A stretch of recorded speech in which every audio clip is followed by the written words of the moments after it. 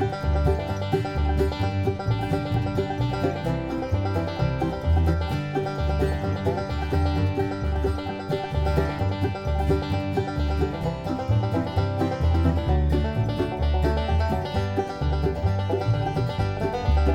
listening to the Floyd Main Street Podcast.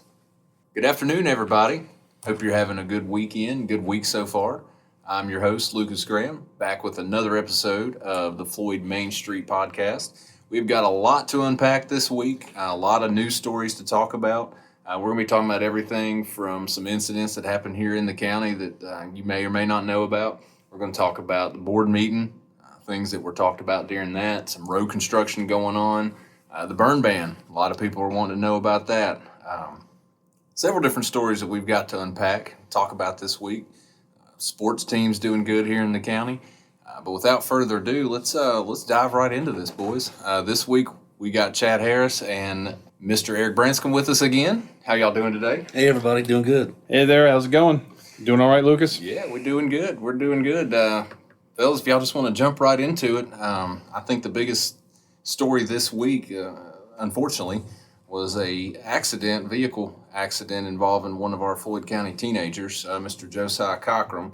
It occurred on the Willis end of the county, and he's been fighting for his life, and he's doing good. I know he's had some surgeries and some things. He's in stable condition now, but it was a really, really bad accident, and Yeah, I'd heard about the accident. Do you know any more of the details that were out there? Because was it a single vehicle accident? I believe so. Yeah, it came into the sheriff's department via 911. Eric, it's actually ironic you mentioned that because it was. I believe that modern technology might be the reason that boy's alive today. Really? It came through our dispatch center as a text notification with coordinates. And it was an iPhone Apple feature crash notification.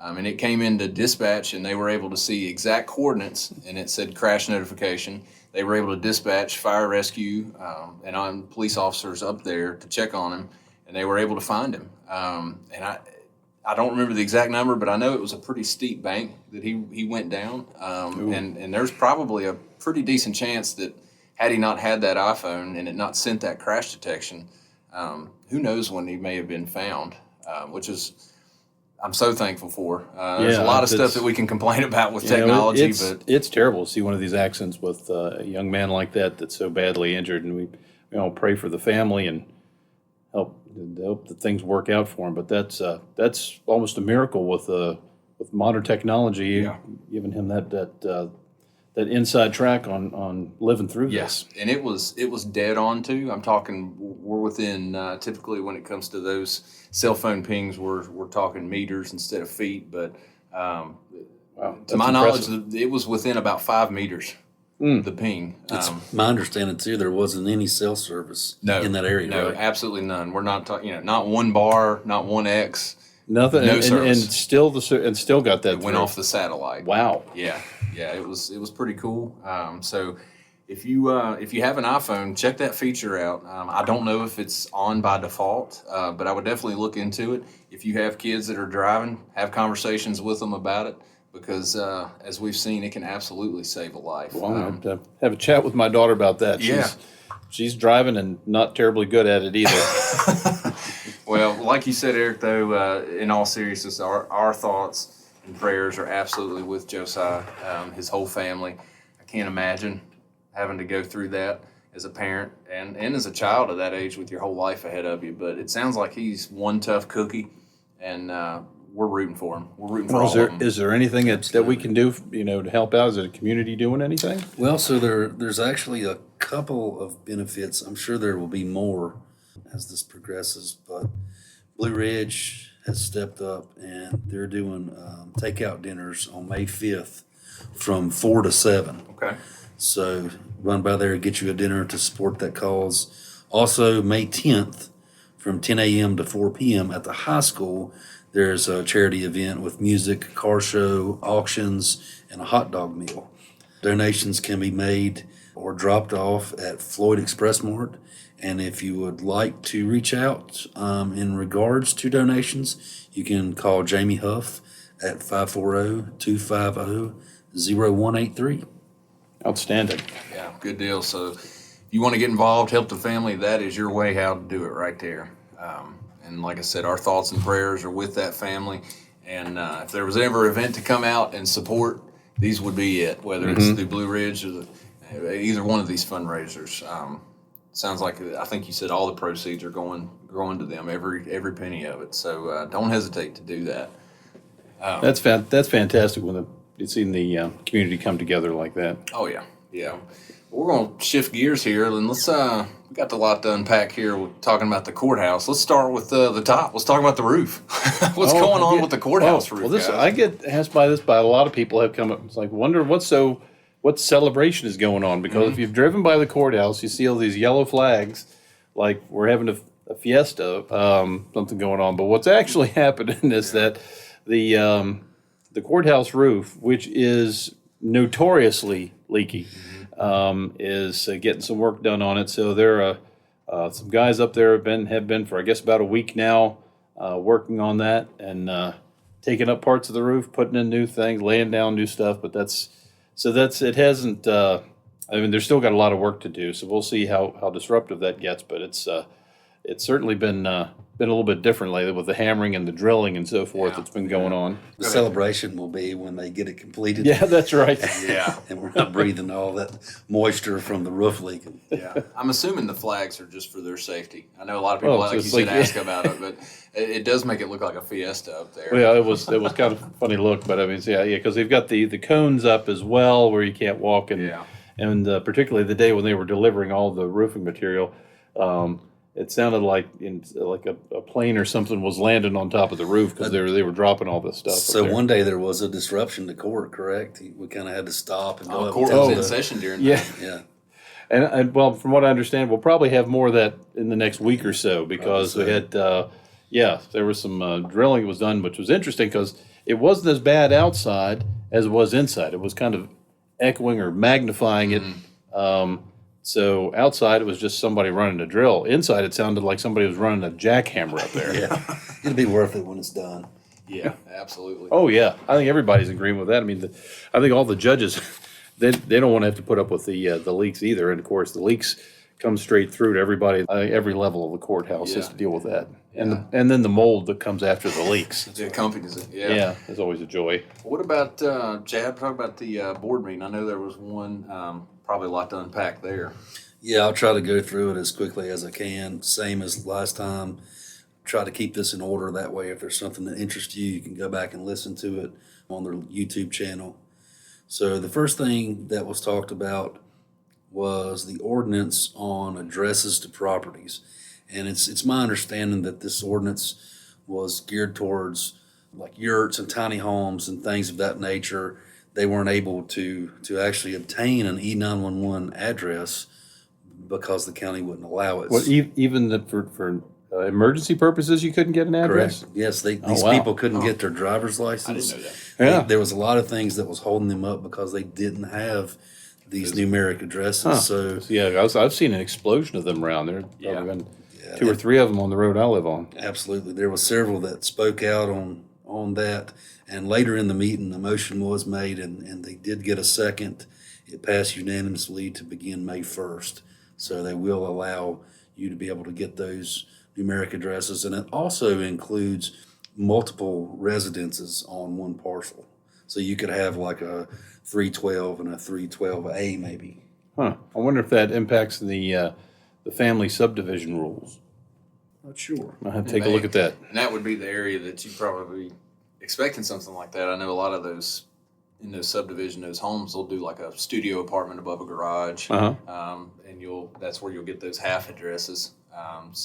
100 East Main Street or 100 East Main Street Apartment A, things of that nature. So That's right. hopefully that'll help those people out a lot because, like you said, they're a lot more prevalent than they used to be at the very least. Yep. And they're very popular. The tiny homes and the yurts. I did not know that though about the physical numeric. Yep. So moving on, David Clark with VDOT spoke on the 6-year plan on secondary roads, and that was geared towards road improvements. There were several folks that come forward and spoke about possibly improving their secondary roads for safer travels. The burn ban, it will stay in effect until May 22nd. They did vote on that, but it was unable to be passed through the board. That was 3 nays to 2 yays. There was a couple shared drives that are now new roads, Haycock Acres Drive and Meadow Hill Drive. There was some talking on disaster relief funding, bears in the green boxes. They talked a little bit about the speed limit change down by Citizens, and then they talked about new playground equipment at the rec park. The tourism summit, they've got their purchase completed for the lease purchase on the trash truck. They spoke on the 3rd field at the Floyd Elementary. So there'll be 3 fields there now where they can conduct T-ball games and such. Oh, and this is at Floyd Elementary? Yeah. Okay. Building security at the bank building was conducted by Captain Marshall of the Floyd County Sheriff's Office. And you mean like the bank bill for the county administration part of that? Yeah. Okay. Yeah, sorry. I always refer to it as the bank building. Yeah. Well, that's what probably it's been. Always be that in my It's mind. always been for 50 years. Yep. Right. And then there's a meeting set up for courthouse security this coming week, the 29th, with the judge in reference to those threats that we had touched on earlier in the last podcast. A couple of those are actually employed or work within the courthouse. So that's what spun up this conversation to have with the judge in reference to this courthouse security, maybe Well, I know changing that's- the way things are operated. Yeah, I think, I've been to all the courthouses in all the surrounding counties, and Floyd's the only one that doesn't have, deputies at the doors. It's Dedicated more for it. wide open. Yeah. And most of those facilities, to my knowledge, there's maybe 1, 2 at most entry exit points. Correct? That's right. You just pretty much, it's funnel everything in. controlled. Everybody coming in goes through one door. You've got a metal detector. You usually have a deputy on, they're on duty for anybody coming in to the courthouse, and that's for reasons of it's courtroom security. Right. Because that's where people, a lot of emotions run high. Yeah. Oh yeah, you'd absolutely need that, and that's Chad, you can confirm or allude to it more, but that's that's one of the primary function of a sheriff's office is courtroom security. That's exactly right. Well, it's like, from my understanding of the code, the sheriff has the final say in courthouse security. The judge can order certain things, but it's up to the sheriff and how it's going to work, and that's the sheriff's responsibility. Yeah, in today's times, there's no other courthouse that I'm aware of locally that you can just walk right in and walk in the sheriff's office directly or the clerk's office. They're just so easily accessible here. And while that's great, in today's times, we're going to have to make some changes to keep up with what's realistically, happening. we're not that far out of things anymore, because it was only a few years ago that we had Mexican cartels that we prosecuted here in the county. Right. So there's dangers out there, and it's, my 2 cents is it's foolish to ignore it. Yeah, absolutely. It's kind of like SROs in schools. There would be no need for police officers in schools had there never been shootings within the schools. Right, and we've got, a resource officer in every school in the county, Absolutely. full time. Which is a phenomenal thing in today's world, because you can ignore it, or you can pretend that because it's Floyd, we're Mayberry, and that it'll never happen here. But I guarantee that if you went to the places that have had critical incidents like that happen, they probably thought the same thing. Yeah. They said, we didn't think it would ever happen here. You see it on the news. And the end goal is that, God forbid, something terrible does happen, but we got to be prepared for it, and people need to be as safe as possible. The only other thing to really touch on was the road abandonment. I think they're going to have to, eventually the board's going to have to vote on that, and they have decided to push that off until the budget is complete. Which road abandonment, do you remember? Run it back. Run it back. Yeah, that was the one that they were having the meetings on a little while back. Right. I believe that's what they're referring to. So that's it for the supervisors meeting. Well, that's not too bad. Let's see. Well, I noticed that one of the other things that I've Had people asking about is apparently there's some construction going on down the southern end of town. Yeah, I know that there was a county notice that the Floyd County Public Service Authority, they were doing valve maintenance. It started on Friday, April 25th, and possibly going through Wednesday, April 30th. They noted that during that water service may be temporarily interrupted between the hours of 9 p.m. to 5 a.m. And they listed several areas that could be affected: Barberry Road, Woods Gap, East Oxford, Clearview Drive, Willis Drive, Sweeney Street, Franklin Pike, Christiansburg Pike, Newtown, Ties, Sumter Circle, Rocky Creek Lane, Needmore Lane, McCrae's Court, and Hillcrest Drive. Are there any other roads in town? I know that. I was about to say, I'm pretty sure that covered all of town. That's pretty much everything. Maybe they should have said the roads they're not going to affect. Yeah. And then they finished it up with, they said that Tuesday night, so this will be this coming Tuesday night, they will be tapping into a new water line across from Sweeney Street. If you have any questions, call the PSA. Their number is 540-745-2169. Keeping it in town or close to it, let's see, the tractor run. I saw a bunch of tractors on Friday. Anybody want to talk about that? Well, remember that was something we were talking about was coming up, but apparently that went off without a hitch. Yeah. It I don't know if I have a count of the number of tractors, but I didn't see, but it was a bunch. it was a bunch of coming in. And if you didn't know about it and you got stuck behind a tractor Well, coming into town, we tried to warn everybody. yeah. Hopefully you learned a little bit of patience, because that's probably what it took. But I honestly, guys, personally, I think it's a fantastic thing to be able to do things like that, because some of those kids that were on some of the pictures I saw, and they were driving their tractors to school, you could tell that there was a lot of pride in that. You know, a lot of these kids grow up on farms. They have Absolutely. family lineages that come from farm work.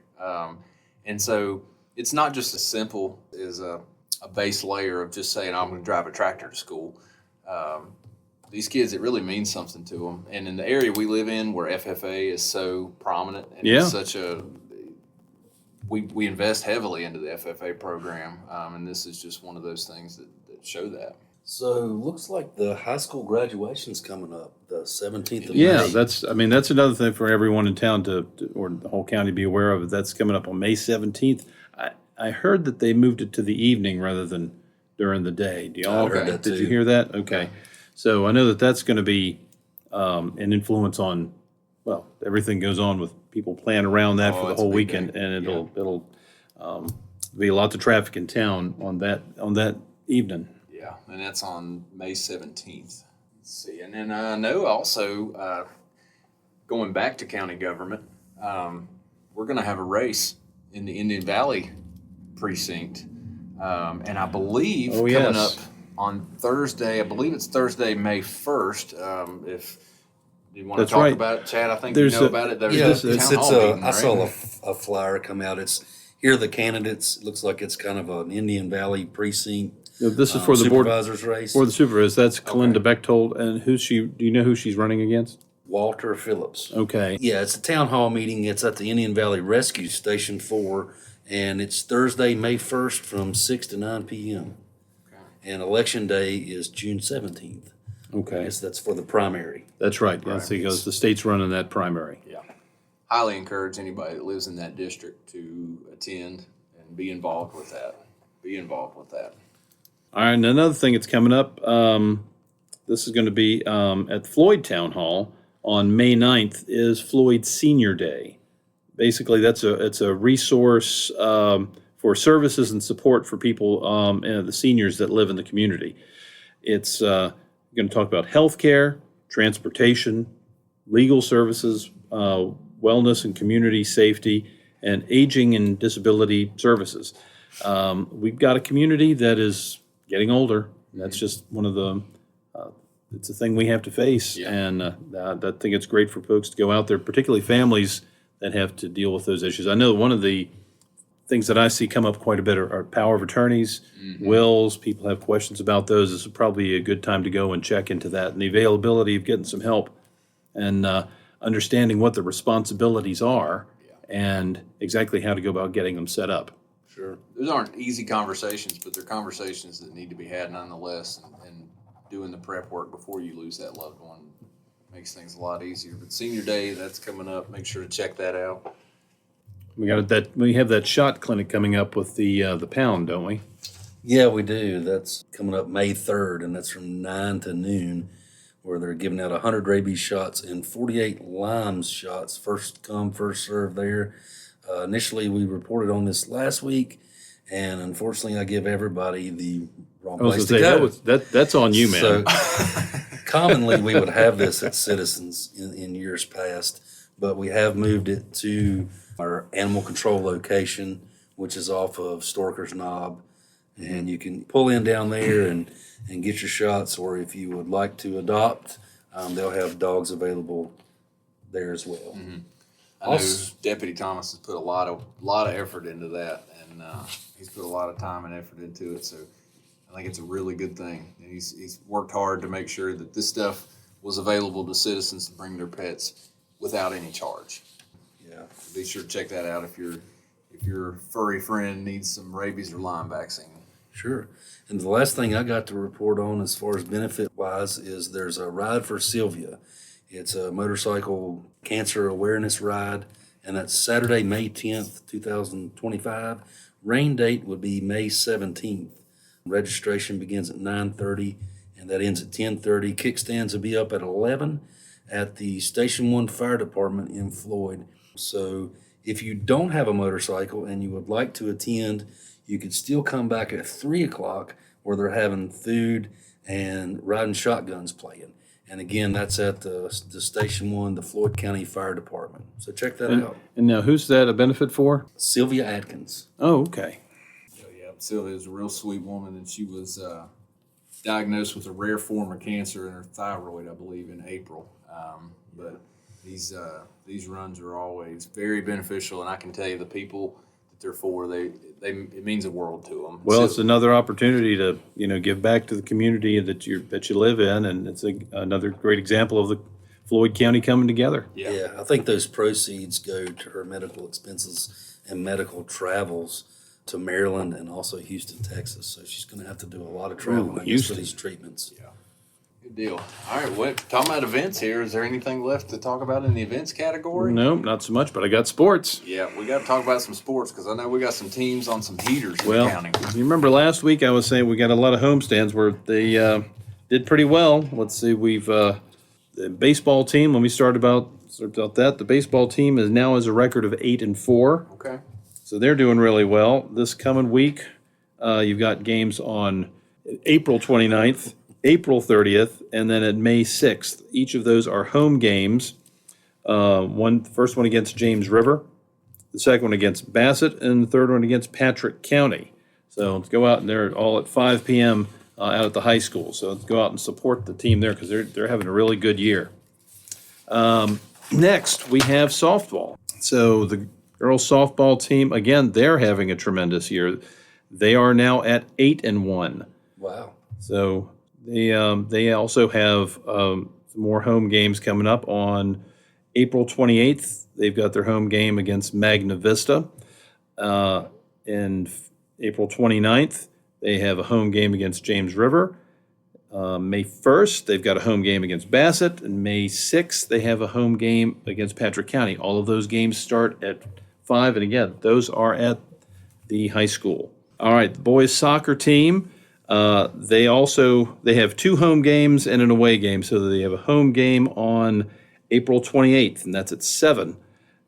On May 5th, that's also at 7 o'clock in the evening. And on May 8th, they have an away game in Carroll County. The first home game is against James River, and the second one against Patrick County. So they're continuing to play in that. They're currently at a record of 1-5-2. So they're continuing working on through their season. They got some home games. They could use some support and get some people out there to help them out. Yeah. On the boys varsity tennis team. So they are currently with a record of 6-1. So they are also doing very well. We've got coming up in the next few days on April 28th, they have an away game down at Patrick Henry. They've already played Patrick Henry, it looks like, and done real well. So let's hope that they continue to move that. Then on April 30th, they have a game against Glenver. That's a home game. And on May 5th, they have a game against Patrick County. That is also an away game down in Patrick. Each of their matches start at 4:30. So again, there's another good team to rally behind because they're having a good season. And anybody there, I mean, this is all good fun for the kids out there. Let's get out there and support all of our Buffalo teams. Yeah, absolutely. Well, I know we just unpacked a lot of stuff. Guys, is there anything else that y'all want to throw in that maybe we haven't talked about today before we cut our listeners loose? I think that's just about it. I will touch on, we did receive an email from a lady here wanting us to encourage people to contact their local, state, and federal representatives to join in the efforts to save Mayberry's meal. So if you could reach out to your Board of Supervisors or your Floyd Chamber and maybe find out what's going on there. I know there's been some concerns on, just dredging that pond and some different things. Right. Not real sure what needs to be done to get that fixed, but there was an email sent to us, and so I felt like we needed to put that out there. It's part of the Floyd County heritage. I think that our congressman would probably be a good one to talk to about that because that's with the National Park Service, and it's going to be federal money. It's out on the Parkway. That'd be Morgan Griffith. Now, he comes around or at least he has at least a representative come around on a fairly regular basis. So what I'll do is I'll check and see when the next time that he's scheduled to be here and let everybody know. Yeah. So what you can do is you can go by, and if he's not there, then they have usually a young lady that takes down everybody's concern and relay them. Yeah. So the more we do that, people get that message through that's important. And from my past experience that I've seen what Morgan interested in, he's certainly interested in helping preserve history. Absolutely. And that's an important part of Floyd County history. Absolutely. I would hate to see the meal diminish. It's one of the most photographed images out there. And the restaurant's iconic buckwheat pancakes. Yep. It's just, Oh, yeah. We got a picture up here. Yeah. And I don't know, is it an issue of people not want to take claim to it, or is it needs some renovations and some things done that each agency's not wanting to spend that money? That was my understanding. At one point, there was kind of some finger pointing on who was responsible for fixing this up. Well, and of course, any kind of historical restoration like that can get to be a little expensive because you want to make sure you do it right. Right. And you have to get the right craftsmen in. And it's everybody, while you hear like federal money being thrown around and so forth, but it's becoming a little bit harder to come by lately. Yeah. I definitely encourage you to reach out to your representative because, like the guys have said, this is a very, very prominent part of Floyd County history, and currently it's not being maintained. It sounds like it currently it's just multiple sides are pointing the fingers and nothing's getting done. So we don't want to lose that. We don't want anything to be damaged or not taken care of, so definitely feel free to reach out. If you need to reach out to us some other way, we have many, many avenues. Chad, do you want to talk about all those that you need to reach out to us, the platforms that we're on? You can email us at floydmainstreetpodcasting@yahoo.com. You can catch us on Facebook, Floyd Main Street Podcasting. You can listen to us on Spotify, Apple, iHeartRadio, about anywhere you get your local podcast, you can find us. Okay, good deal. YouTube, all those areas. And I want to thank our production team, ZZ Weeks and Bryce Big Country Cockrum, for helping us get this together. And we want to thank the Caffeine Creek Band for providing us the music. Yeah, and also our audience. They've been very responsive to this and really helping to push us through this. Yeah. I think I can speak for everybody here when I say that the feedback is what we want, and what we appreciate the most. Some feedback that we've gotten so far, we're taking into account, and we want to hear from you. We want to hear from you. What do you want to hear? What do you want to see? What do you want to listen to? Don't be afraid to reach out to us. Any of those platforms, YouTube, Facebook, you have the ability to leave comments there. So send us a private message, leave a comment, let us know what those things are. But that's going to wrap us up for today. My name's Lucas Graham. I'm your host. Hope you've enjoyed today's episode. And I remind you guys, take care of yourself and take care of your loved ones. Y'all take care. Bye.